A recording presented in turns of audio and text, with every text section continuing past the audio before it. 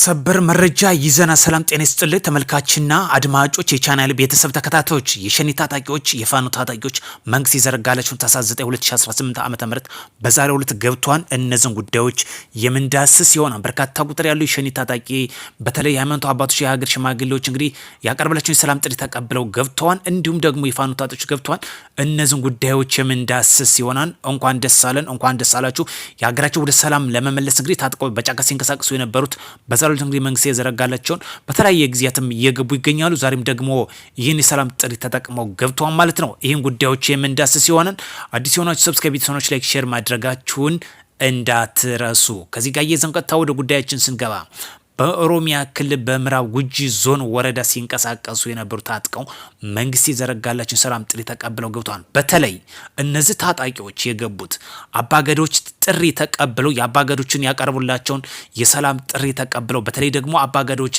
ሲያደርጉት የቆዩትን የሰላም ጥሪ በመቀበል በዛሬው ዕለት ታህሳስ 9 2018 ዓ.ም በምዕራብ ጉጂ ወረዳ ታጥቀው ሲንቀሳቀሱ የነበሩት መንግስት የዘረጋላቸውን እንዲሁም ደግሞ በአባገዶች ጥሪና ጥረት ምክንያት ገብተው ተቀበለው ገብተዋል ማለት ነው።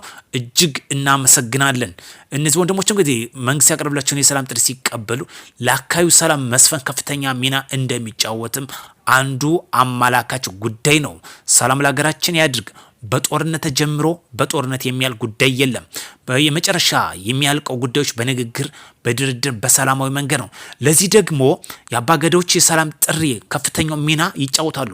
በሀገራችን ካሉት ባህላዊ ተቋማት ተብለው ነገር ግን በህገ መንግስቱ ያልጸደቀ አሁን መንግስት እያጸደቀ የሚገኝበት በተለይ የሀገር ሽማግሌዎች እንደዚህ አይነት የአባገዳዎች ከፍተኛ ተቋማት በመንግስት ደረጃ ከፍተኛ አሁን ቦታ ተሰጧቸው እየሰሩ ከሚገኙ ተቋማቶች አንዱ የአባገዳዎች ናቸው።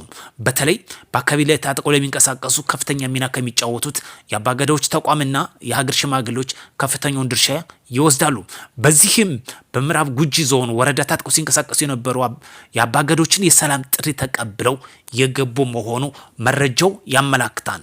ሰላም ለሀገራችን ያድርግ፣ ጽንፍና ጽንፈኝነት ይውደም።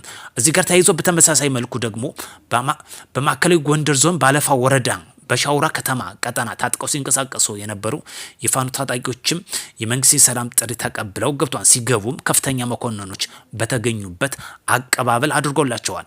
ሰላም ለሀገራችን ያድርግ። ስለዚህ ፋኖ ታጥቆ ሲንቀሳቀስ የአማራ የህልውና ጉዳይ፣ ሸኔም ታጥቆ ሲንቀሳቀስ የኦሮሞ የህልውና ጉዳይ የምትሉትን ተረትታችሁ በሰላም እንግዲህ ሀገራችን እጅ ለእጅ ተያይዘን እናልማ። በተለይ ትልቁን ቦታ ከሚይዙ ክልሎች የአማራ ክልልና የኦሮሚያ ክልል ወደ ነውጥ ውስጥ በመግባት ሀገር እንድትፈርስ ሌት ተቀን የሚሰሩ ባዳ የሆኑ አገራት አስፈጻሚ አድርጎ በዋነኛነት ሲጠቀምባቸው የነበሩ የፋኖ ታጣቂዎችና የሸኔ ታጣቂዎች ናቸው። እነዚህ ታጣቂዎች እንግዲህ መንግስት ያቀርብላቸውን ሰላም ጥሪ በመቀበል እየገቡ ይገኛሉ። የክልላችን ብሎም የሀገራችን ሰላም መስፈን ከፍተኛ ድርሻ የሚይዙት እነዚህ ታጣቂዎች ወደ ሰላም በር ፊታቸውን እያዞሩ የሚገኙበት ሁኔታ አንጻራዊ የሰላም አየርም እየተነፈሰ ይገኛል። እንኳን ደስ አለን። ለሀገራችን ወደ ሰላም ጉዞ እየተጓዘችበት መሆኑ በግልጽ አመላካች ጉዳይ ነው። ለዚህ ደግሞ ሁለት ወንድማማቾች የሆኑትን ክልሎች ወደ ሰላም ከመጡ ሀገራችን ከፍተኛ ሰላም እንደሚሰፍንባት ምንም ጥርጥር የለውም። ሰሞኑ እንግዲህ እጅግ ደስ የሚል ጉዳይ ነው።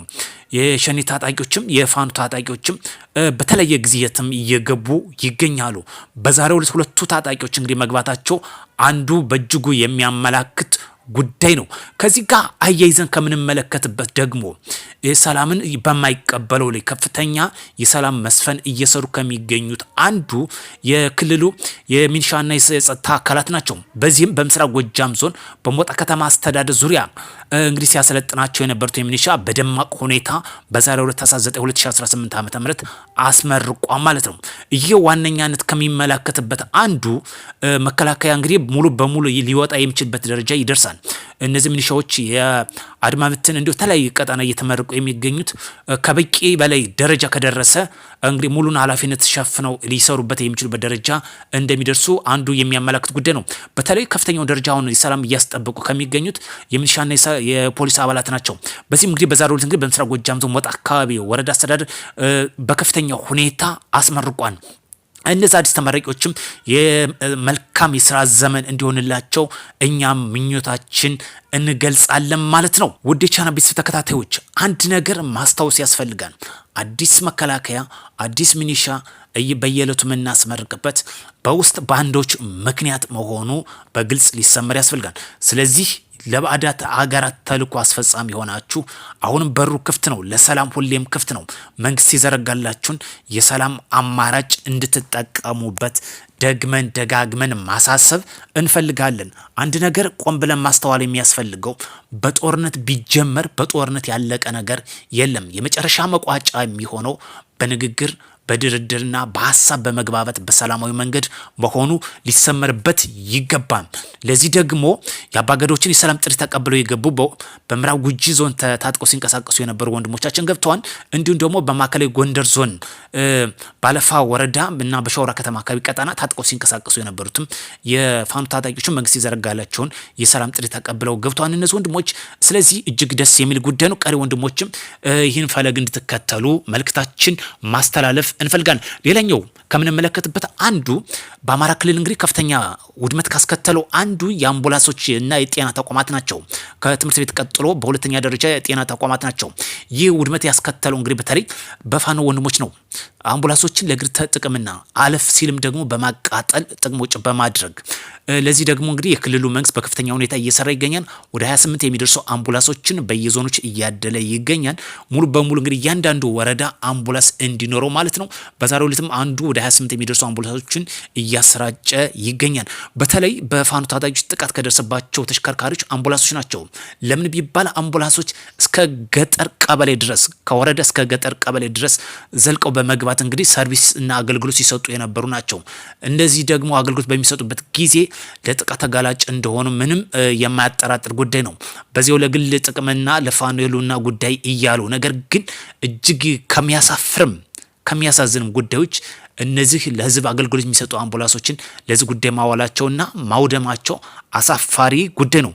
ለዛ ነው በጽኑ የምናወግዛችሁ። ወደ ሰላም ፊታችሁን አዙሩ። ሰላም ይቀድማን። ይህ ተግባራችሁ የእናንተን ፕሮፋይል ይገልጻን እያልነ ገመናችሁን እያሰጣን የምንገኘው። ስለዚህ ውድ ቻናል ቤተሰቦች ሰላም እናስጠብቅ። ተረት የያዝነውን ተረት እንተው። የአማራ የሉና ጉዳይ የኦሮሚያ የሉና ጉዳይ የሚባለውን ተርተውት ይህ በተጨባጭ ሁኔታ ስላየ ነው። ይህ ግርግር ከመጣ ይህ ቀውስ ውስጥ ከመጣ ወዲህ መልሶ እየነከሰ ያለው የራሱን ክልል ስለሆነ ውድ ቻናል ቤተሰቦች ወደ ሰላማችን ፊታችን እናዙር። አዲስ የሆናችሁ ሰብስክራይብ ብታደርጉ መልካም ነው።